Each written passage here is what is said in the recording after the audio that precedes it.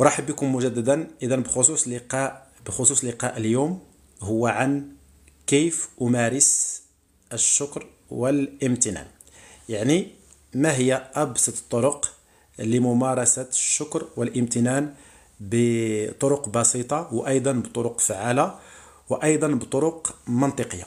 إذا لاحظوا معي من البداية، يعني نبدأ معكم من البداية. غادي نبدأ معكم بأنه لا يمكن، ركزوا معي، لا يمكن للشخص أن يمارس الامتنان إلا إذا كان يشعر بالنعم اللي عنده. هذه قاعدة مهمة. لا يمكن للشخص أن يمارس لا الشكر ولا الامتنان. أنا كنت تحدث على الشكر الحقيقي، كنت تحدث على الامتنان الحقيقي. باش أنك تكون شخص يستطيع أن يمارس الشكر وأن يمارس الامتنان، لهاد جوج ديال المفاهيم عندهم طاقة رهيبة جدا، عندهم معنى عميق سأوضحه خلال هذا اللقاء. لا يمكن للشخص، أو باش تمارس الامتنان وباش تمارس الشكر عندك شرط أساسي جدا، وأغلبية الناس لا يستوفون هذا الشرط. ما هو شرط لممارسة الشكر والامتنان؟ بين قوسين يجوا أشخاص يقول الحمد لله الشكر لله، الحمد لله الشكر لله، ممتاز جيد، لكن هل تمارس فعلا الشكر؟ هل تمارس فعلا الامتنان؟ هذا هو السؤال الذي سوف نجيب عنه في هذه المحاضرة القيمة جدا. إذا ركز معي. في البداية، لكي أنت تمارس الامتنان وتمارس الشكر بشكل حقيقي، في شرط، وهذا الشرط هو أنك تؤمن بأن عندك نعم أصلا حتى تمارس عليها الشكر والامتنان. كيجيو أشخاص لا يؤمنون أبدا بأنهم عندهم نعم، وهم أصلا عندهم الشكوى، كثيرون الشكوى، هم أصلا في قلق، في غضب، في حزن، في يأس، وفي نفس الوقت يقول الحمد لله والشكر لله. رائع، ممتاز مرة أخرى. ولكن هل تمارس فعلا الشكر؟ هل تمارس فعلا الامتنان؟ أنا أقول لا، لأنك لا تمارسه فعليا. لذلك اليوم سأشارك معك طريقة صحيحة لممارسة الشكر والامتنان. إذن كخطوة أولى لممارسة الشكر والامتنان لازم تستحضر النعم المتوفرة لديك. بمعنى آخر، شنو هي النعم اللي عندك دابا باش أنك تقدر تمارس عليها الشكر والامتنان. هذه أول شرط. لذلك ممكن أطلب منكم، سواء اللي يشاهدني مباشرة أو اللي يشاهد التسجيل على قناتي على اليوتيوب، أطلب منكم الآن أن تكتبوا كتابة 20 نعمة متوفرة لديكم. لكن أنتم الآن في المباشر اكتبوا لي فقط نعمة واحدة. ما هي النعم المتوفرة لديكم؟ اكتبوها الآن. نعم، ما هي أحسن، أجمل، أفضل، أعظم، أكبر نعمة عندك الآن؟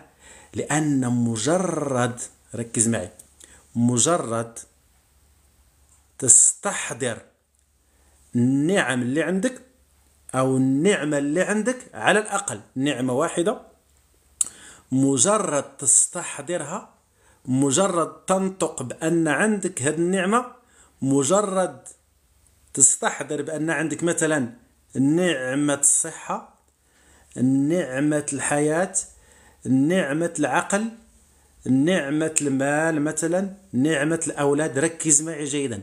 مجرد استحضارك لهذه النعمة ستشعر بالراحة مباشرة، وإلا فأنت لم تؤمن بعد بهذه النعمة.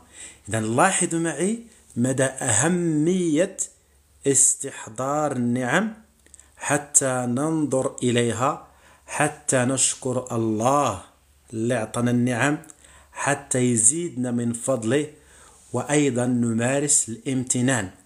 لأن هناك فرق بين الشكر والحمد والامتنان.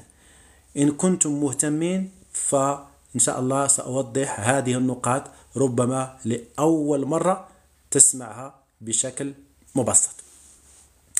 أول شرط لممارسة الشكر، هذا شرط عملي، الله يخليكم، شرط عملي، هو استحضار النعم.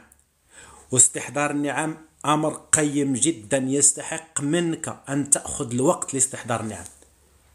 خذوا الوقت الآن، استحضروا النعم الله يخليكم، لأن استحضار النعم هي ممارسة الشكر بشكل غير مباشر لكنه بشكل عملي. أما أن تقول أنك تكون من دوك الناس يقولوا الحمد لله شكر لله، كيف أحوالك الحمد لله، كيف أحوالك شكر لله، كيف أحوالك الحمد لله. لا، أقول لا لأنه أريدك أن تتعمق أكثر في نفسك وتكتشف فعليا واش أنت شخص لا يكذب على نفسه، يعني ما كتكذبش على راسك، بمعنى أنت شخص واقعي ترونسبارون واضح جدا. هل تمارس الشكر أم لا؟ هل تمارس الشكر أم لا؟ تقول لي أستاذ أنا أمارس الشكر يوميا، أنا ما زلت إلى الآن أسألك هل تمارس الشكر أم لا؟ وأنا أعطيتك الشرط الأساسي لممارسة الشكر هو استحضار النعم. هل تستحضر النعم المتوفرة لديك؟ نعطيكم واحد صدمة زوينة، واحد الشيء رائع جدا. هل تخاف من نفاذ النعم اللي عندك؟ اللي فيكم كيخاف يكتب أنا أخاف، حتى الناس اللي كيشاهدوني على اليوتيوب اكتبوا. هل تخاف من أن الله أعطاك الأولاد؟ هل تخاف من أن الله أعطاك المال، أعطاك الجمال، أعطاك الصحة؟ هل تدخل في مقارنة سلبية أنك أنت أعطاك الله واحد الحاجة لكن الآخر لا يتوفر عليها، آخر ما عندوش؟ هل عندكم هذا الخوف؟ هل عندكم هذا الخوف من النعم؟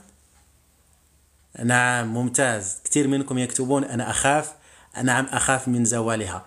إذن أين هو الشكر؟ أين هو الشكر؟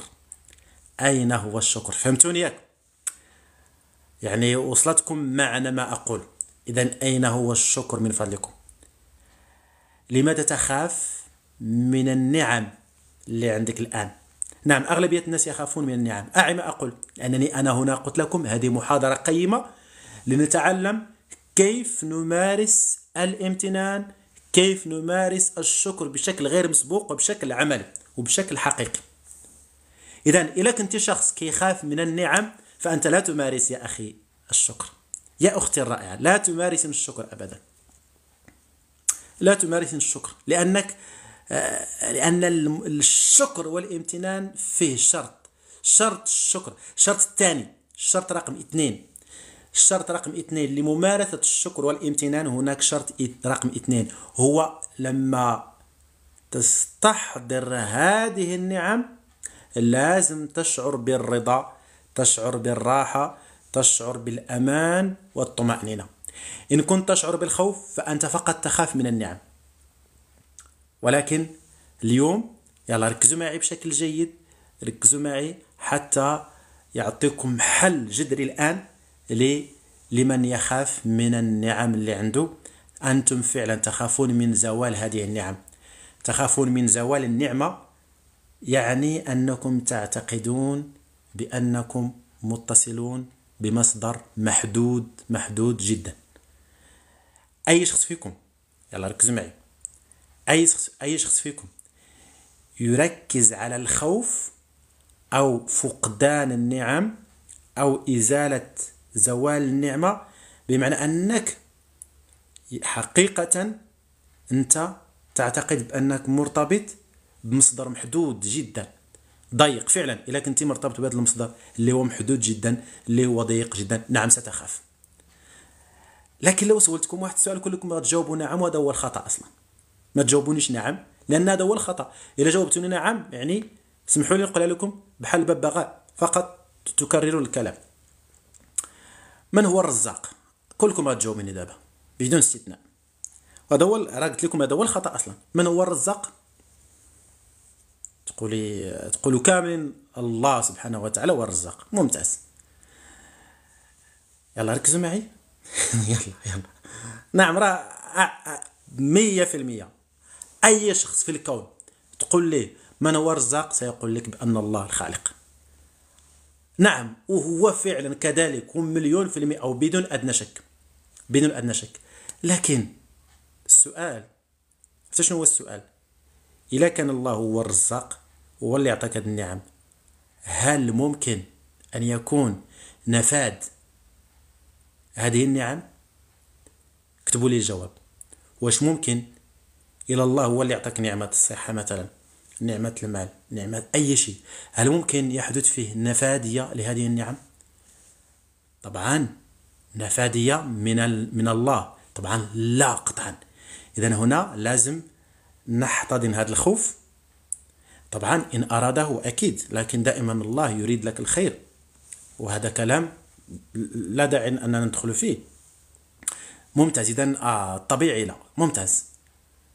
نعم. إذن فالنعم اللي عندك دابا لازم تكون ممتن لها.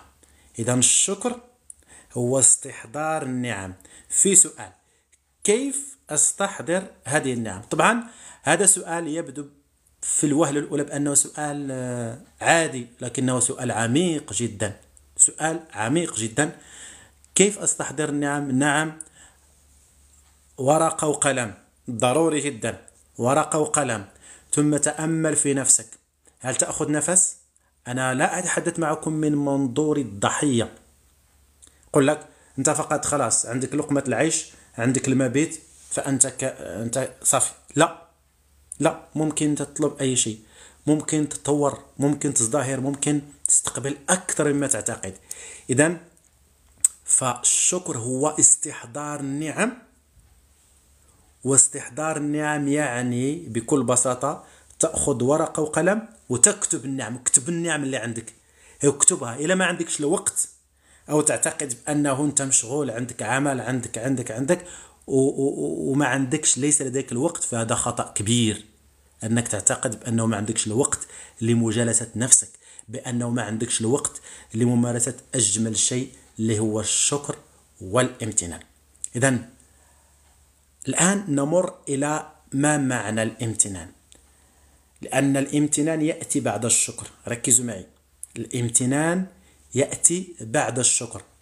أنا لما أشكر النعم أستحضرها، الآن أكون ممتن لها. وركز معي، شنو هو الامتنان؟ أن تكون ممتن لنعمة معينة، هي أن تشعر بأن فيها المزيد والكثير جدا جدا. أن تكون ممتن لنعمة معينة وأن تشعر بمشاعرك الداخلية بأن هذه النعمة فيها نعم كثيرة وكثيرة وكثيرة جدا. هذا هو الامتنان. تخيل معي بأنك الآن تؤمن بأن شكرت الصحة، يعني الشكر، مارست الشكر مع الصحة، بمعنى كتبت بأنني أنا الآن أشعر بصحة جيدة. بعد ذلك تمر للامتنان، أنا ممتن لجسمي، بمعنى أنا في اللاوعي عندي الصحة مصدر لا محدود، ممكن دائما أشعر بالصحة. تخيل معي بأنك ممكن دائما تشعر بالصحة، لكن عقلك لا أستاذ، فيه أمراض، فيه. ركز معي، تخيل بأنك دائما ممكن تشعر بصحة أفضل. فقط تخيل في اللحظة الآن، لا تعيش في الماضي ولا في المستقبل. تخيل بأنك الآن ممكن دائما تعيش في حالة من الصحة والعافية. إذن هنا ستشعر لما تعيش في حالة من الصحة والعافية، ستشعر دائما بأن في صحة وعافية، في صحة جيدة، في صحة الله، على الأقل في هذه اللحظة. هذا هو الامتنان. والامتنان يكون، وهذا الامتنان طبعا يزيدك من وفرة النعم. طبعا الشكر، الله سبحانه وتعالى قال لنا: ولئن شكرتم لأزيدنكم. ما بالك أنت مارست الشكر وأضفت إليه عمق الامتنان؟ طبعا أكيد مع التنفس العميق، رائع جدا. طبعا لأن لما أمارس الشكر ولا الامتنان، أعطيكم خلاص تدريبات في الأخير أعطيكم تدريبات، فلازم يكون فيه نوع من التنفس العميق. طبعا تنفس هادئ وتنفس عميق في نفس الوقت. طيب ممتاز. الآن تعالوا معي نضيف واحد الحاجة قوية جدا، واحد الحاجة اللي مهمة جدا، اللي هي ما وراء الشكر وما وراء الامتنان. هل في شيء آخر؟ طبعا فيه. طبعا في شيء آخر مهم جدا ما وراء الشكر وما وراء الامتنان، لكن أريد أن أتأكد بأنك خلاص الآن فهمت جيدا ما معنى ممارسة الشكر وما معنى ممارسة الامتنان. أعطيكم أولا الفوائد الشكر والامتنان. ركز معي لأنك ستنبهر بما سيحدث معك. ركز معي جيدا. لما أنت تكون إنسان يمارس الشكر بالشكل العملي، الناس اللي ما سمعوش المحاضرة منذ البداية فستكون متوفرة هذه الأمسية على قناتي على اليوتيوب، ممكن الرابط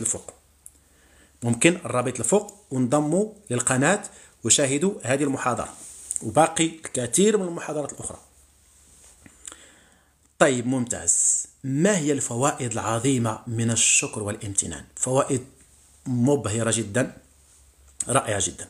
أولا الشخص الذي يمارس الشكر والشخص الذي يمارس الامتنان سوف يشعر بالرضا، سوف يشعر بالقناعة، القناعة الحقيقية، سوف يشعر بالرضا، سوف يشعر بالسلام الداخلي، بل أكثر من ذلك سوف تتحسن ظروفه أو ظروفه الصحية، النفسية، الواقعية، المادية، الاقتصادية والاجتماعية.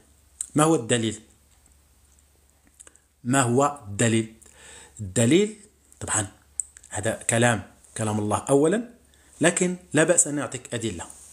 الناس التي تشكر دائما، إن كنتم من الناس الذين يشكرون بالشكل العملي، الناس الممتنين دائما يعيشون في يسر في هذه الحياة، يكون عندهم نوع من اليسر، يكون عندهم نوع من الطمأنينة في الحياة، نوع من السلام الداخلي.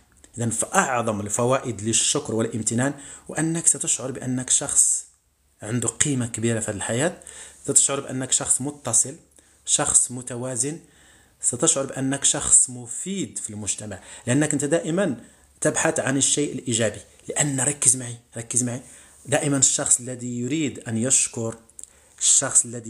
أن يشكر دائما يبحث عن النعم، والشخص الذي يريد أن يشتكي دائما يبحث عن النقم. أعيد مرة أخرى، الشخص الذي يريد أو يسعى للشكر هو ذلك الشخص اللي كيبحث على النعم فين كاينة، والشخص الذي يريد أن يشتكي هو الشخص اللي كيبحث على النقم فين كاينة.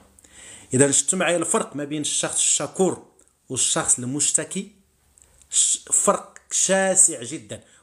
ربما فيكم أشخاص يشتكون عادي جدا، صحح هذا المفهوم الآن، وفيكم أشخاص شكورين أو عندهم الشكر، يمارسون الشكر، زيد أكثر من الشكر. إذا لاحظوا الفرق ما بين الشخص الشكور والشخص المشتكي. الشخص الشكور هو الشخص الذي دائما يبحث أن يرى وأن يستمتع بالنعم التي لا تنتهي أبدا. ليس كلامي، وإن تعدوا نعمة الله لا تحصوها. إذا إلى عندك خلل في الوعي، إلى عندك وعي مقيد، إلى عندك برمجة سلبية تقول لي أستاذ أنا ما عندي حتى نعمة، أنا منين جبت هذا الكلام، أنا ما يمكنش لي نشكر النعم، أنا ما يمكنش لي، فين هما هاد النعم؟ هنا حاجة أخرى تماما. هنا كلام خصنا لمحاضرات كثيرة. إذا فالشخص الشكور هو الشخص الذي يبحث عن النعم في أبسط الأشياء، هو الشخص الذي يكون سعيد في حياته بأبسط الأشياء، هو الشخص المبتسم، هو الشخص الذي يبحث في هذا المكان أين هي أبسط شيء ممكن يسعدني، أين هي؟ لكن بشكل عملي هذا هو الشخص الشكور. الشخص المشتكي لا، الشخص المشتكي لا يرى النعم، وفقط يشتكي من المرض لأنه لا يرى نعمة الصحة، ويشتكي من القلة والفقر لأنه لا يرى نعمة الوفرة والخير واليسر، يشتكي يعني من أشياء كثيرة أنه لا يرى النعم. إذا فهمتوا الآن؟ على كل ممتاز، رائع. أنا أعرف أن فيه سيدات بغوا يوجدوا إلى آخره، تقريبا 5 ونختموا اليوم. غير إطلالة بسيطة، وفي هذا المساء إن شاء الله بالليل غيكون لايف آخر، لكن ماشي في هذا الحساب، في الحساب رقم 2 موجود على الحساب هذا.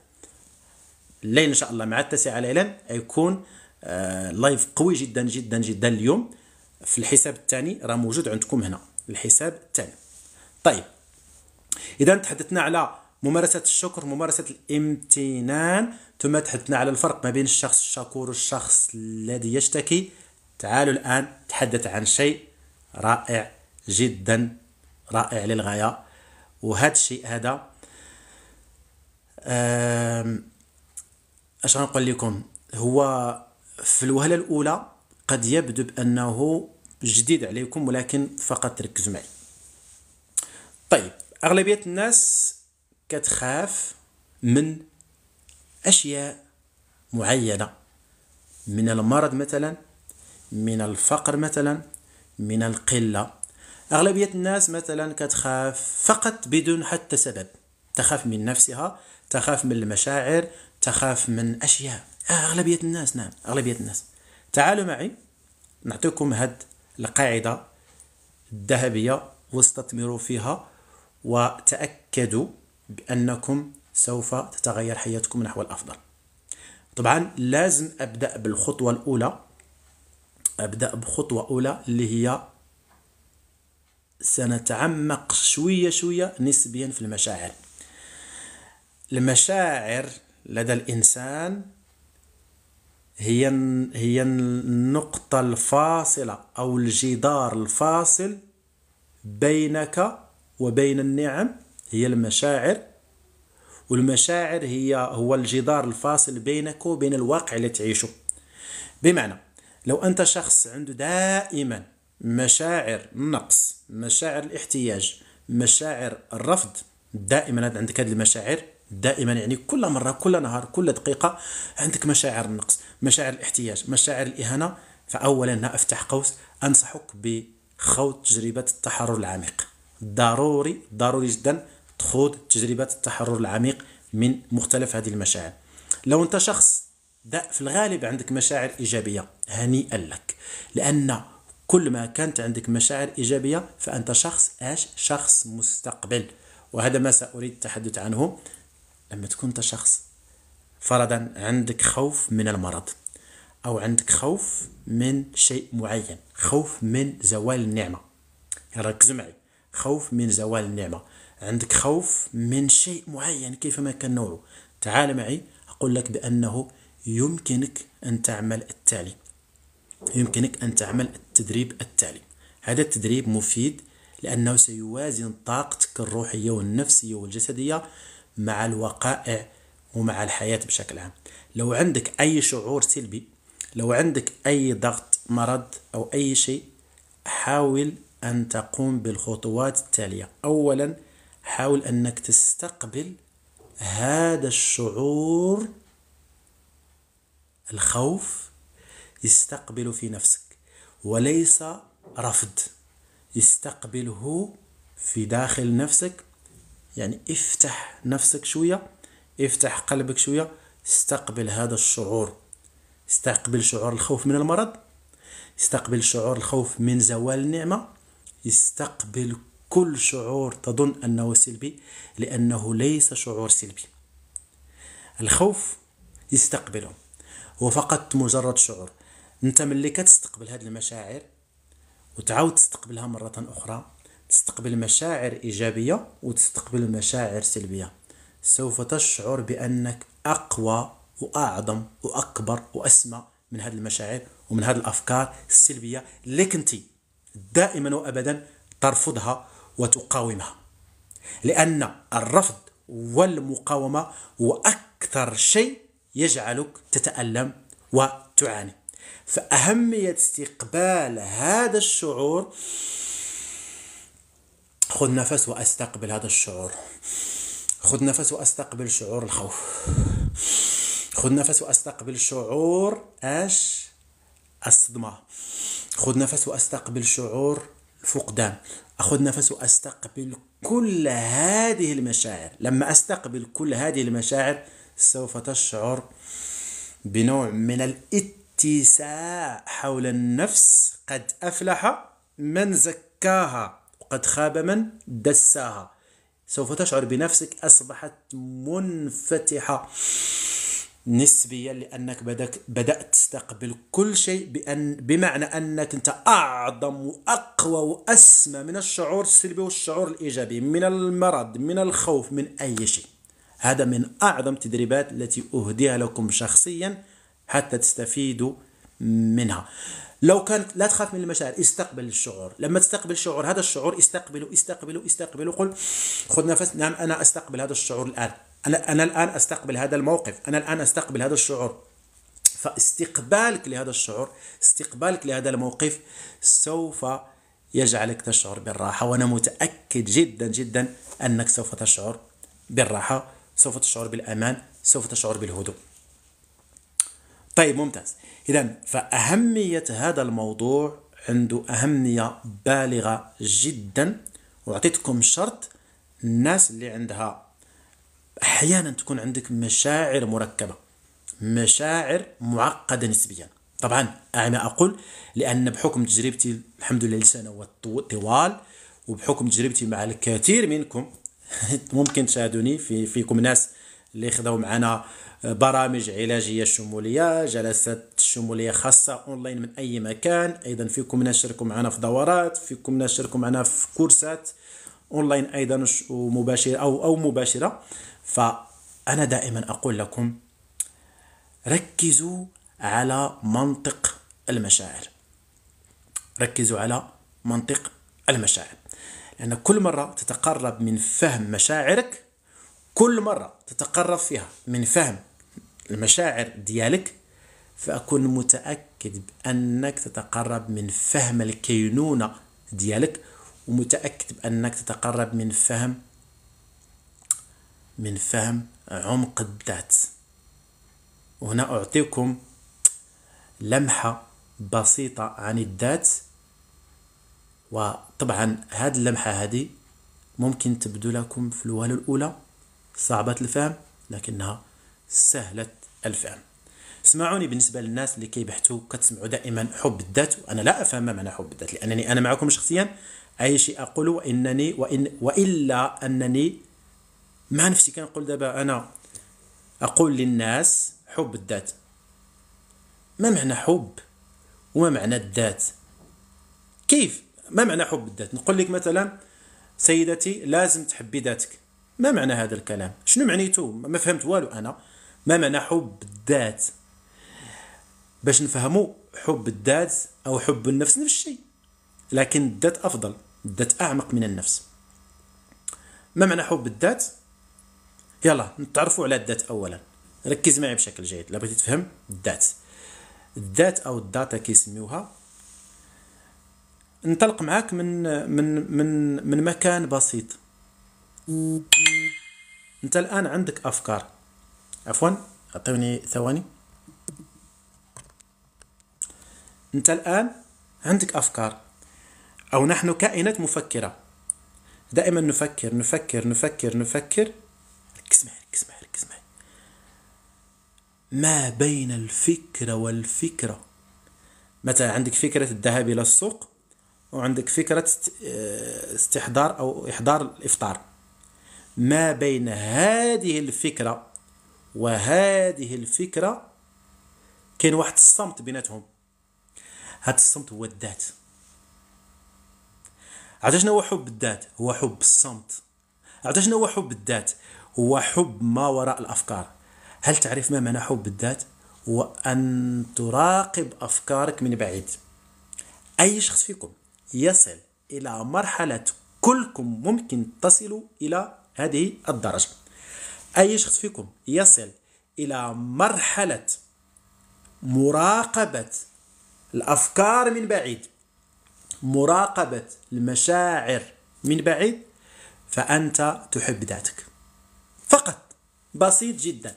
ما معنى حب الذات؟ وأتحداكم جميعا، أتحداكم أن ربما معنا دي كوتش، معنا ربما خبراء، لكن أنا أقول حب الذات هو أنك تراقب أفكارك ومشاعرك من بعيد، انفصل عنها، راقبها من بعيد. هذا هو حب الذات. لأن عندما تراقب أفكارك وعندما تراقب مشاعرك يحدث شيء مهم جدا جدا، وأنك أنت الآن أصبحت في سلام داخلي.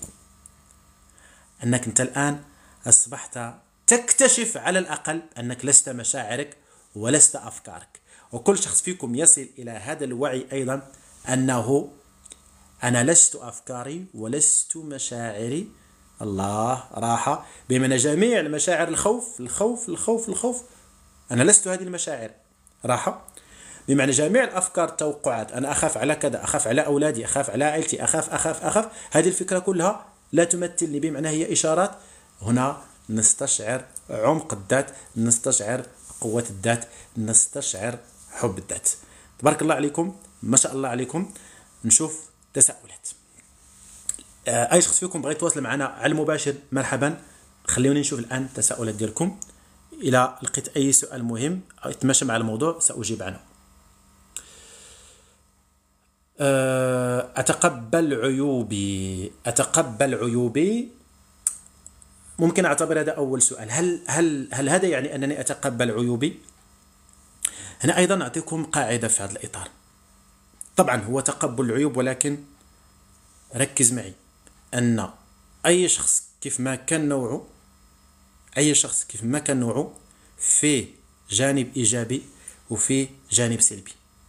أنا في جانب إيجابي وفي جانب سلبي. تقبلوني بالجانب الإيجابي والجانب السلبي. أنتم كذلك فيكم جانب إيجابي وجانب سلبي. أتقبلكم بالجانب السلبي وبالجانب الإيجابي، لكن بكل تأكيد أن الجانب الإيجابي لازم يكون هو الغالب عليك. وأعتقد إذا رجعت للمحاضرة من البداية سوف تستوعبون ما أقصد. نمر للسؤال الموالي.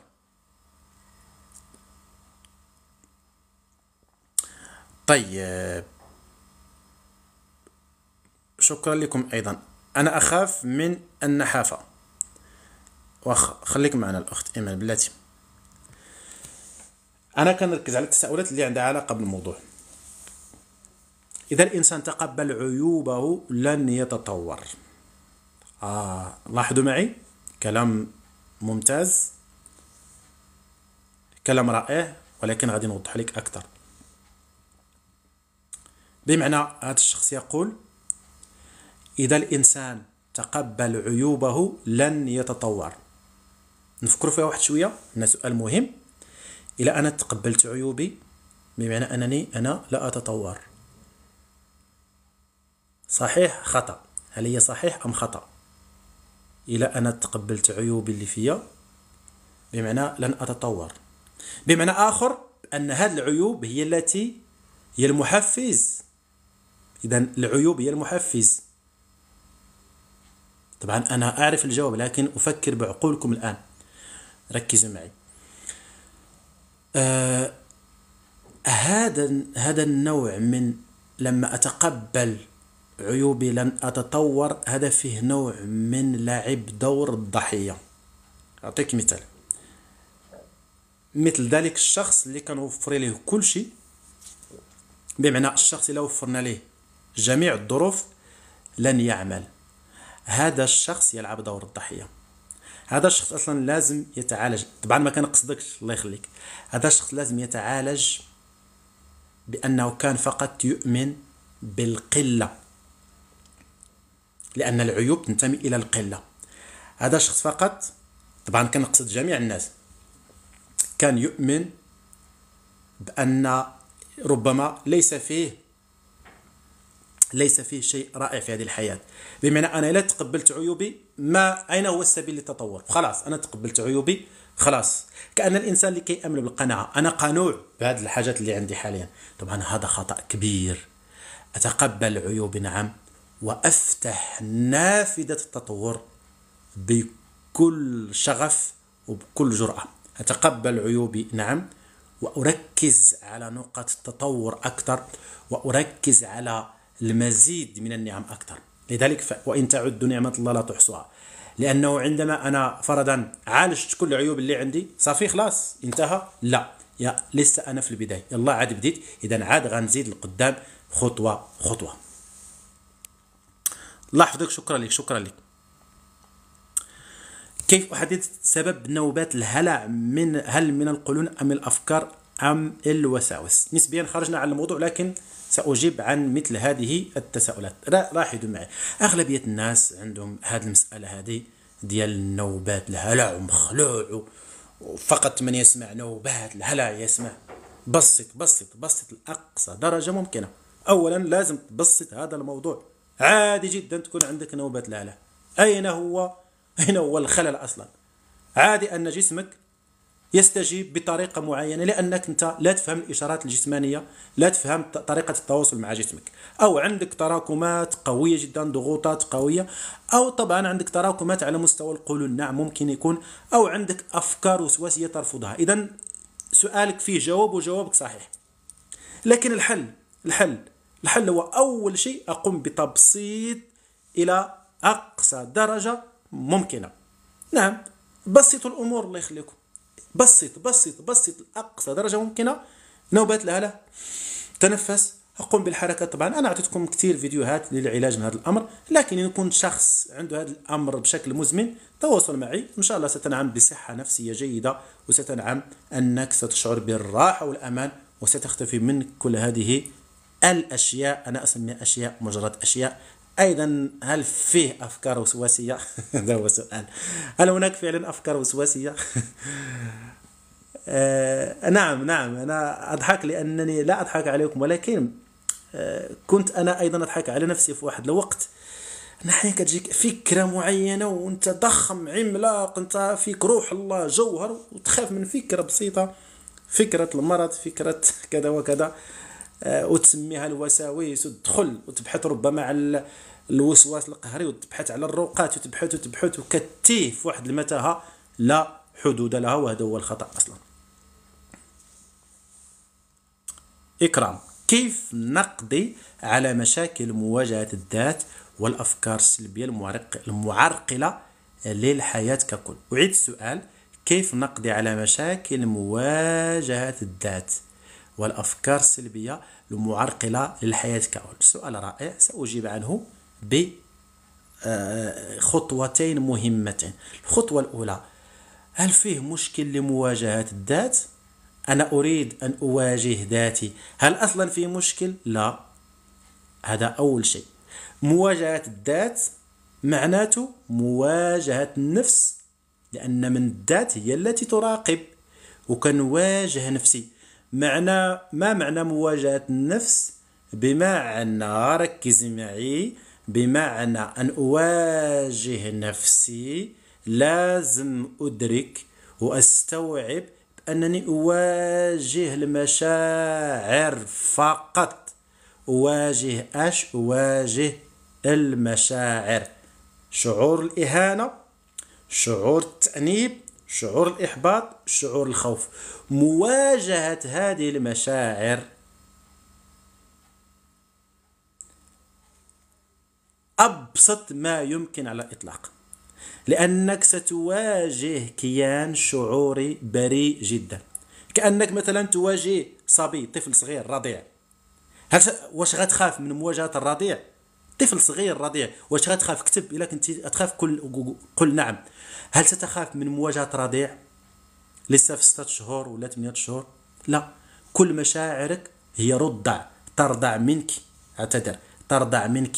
لذلك أنت ما زلت إلى الآن ترضعينها، ترضعين مشاعرك، وهذه المشاعر لما ترضع منك كتنتفخ، وأنت تخافين من مواجهة الذات. إذن فمواجهة الذات هي مواجهة الرضع، هي مواجهة مشاعر لا حول لها ولا قوة لها.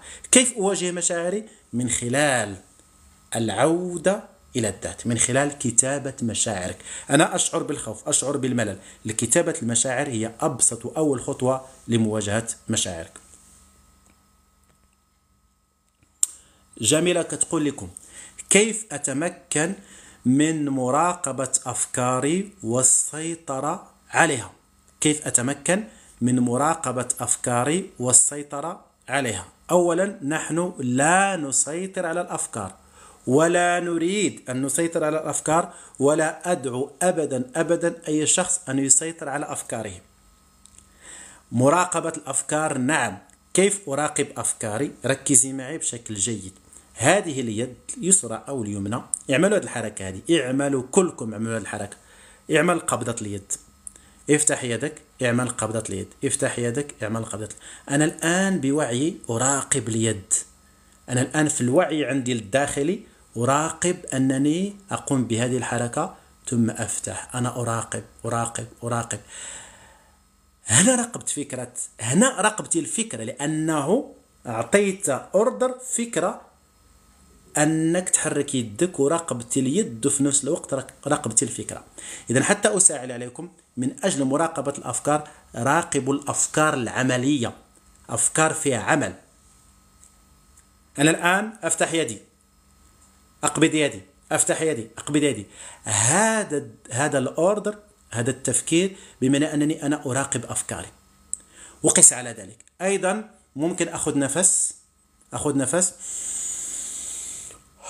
لما أخذ نفس 7 مرات تقريبا أستطيع أن أراقب أفكاري. مراقبة الأفكار شيء جميل ورائع جدا جدا.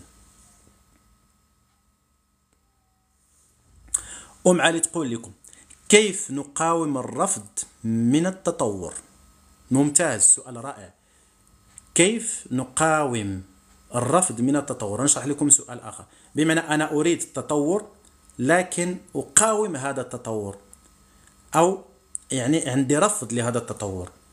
طبعا لأن الإنسان لما يعيش في منطقة الراحة نسميها منطقة الأمان، نسميها منطقة الألم، نسميها أيضا منطقة السلبية، نسميها منطقة القيود المقيدة، هي منطقة الراحة.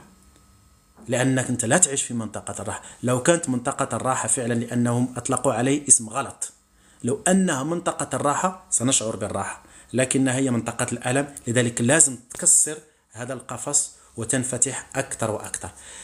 هذا الرفض من التطور يأتي من خوفك من خروجك من منطقة الألم.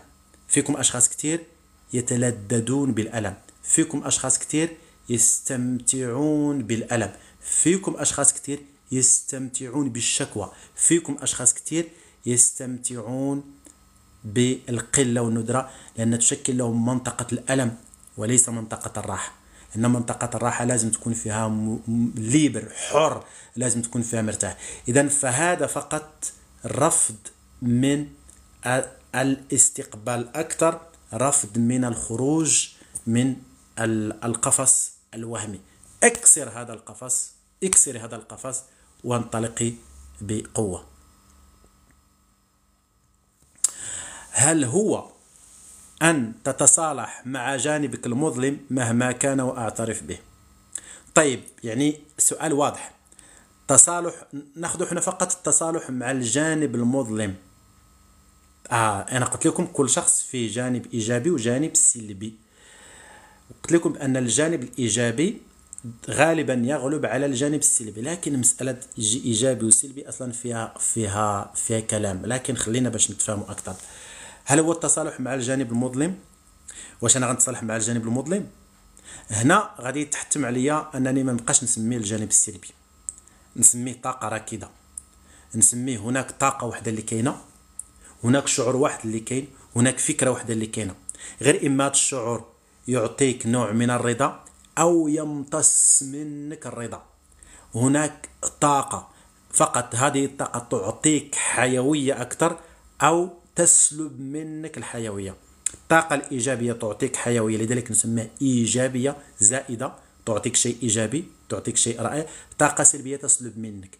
لذلك هنا هل أنا ممكن أن أتصالح مع الجانب الطاقي السلبي؟ نعم، ممكن أتصالح معه، لأنه عبارة عن طاقة فقط. مثال على ذلك الماء لما يكون سائل، هذا نقول ماء إيجابي لأنه صالح للشرب.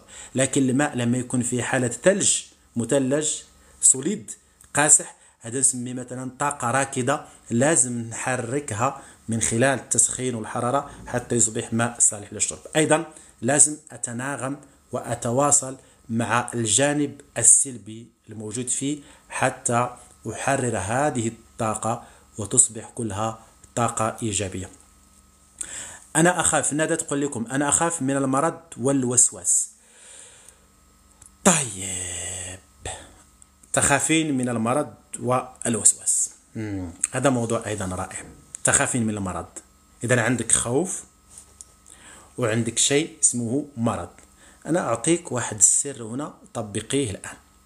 خذي كلمة مرض، كلكم خذوا كلمة، واحد فيكم يكتبها دابا، مرض، نقسموه على شكل حروف، حرف الميم، حرف الراء، حرف الضاد. يعني مرض نقسمها تساوي، مرض تساوي، كتبوها الله يخليكم، كتبوها كاملين، كتبوها باش تحسوا بها. مرض تساوي حرف الميم، حرف الراء، حرف الضاد. الآن اقرأي ميم راء ضاد، هل فيه أي شعور؟ إطلاقا لا. هذه أفضل طريقة للتحرر من طاقة المرض وأيضا من الوساوس. وطبعا هذه كلها عندها علاقة بالمشاعر، عندها علاقة بالمشاعر. جميع الوساوس اللي عندكم، وأكد مرة أخرى، عندها علاقة فقط باش بالمشاعر.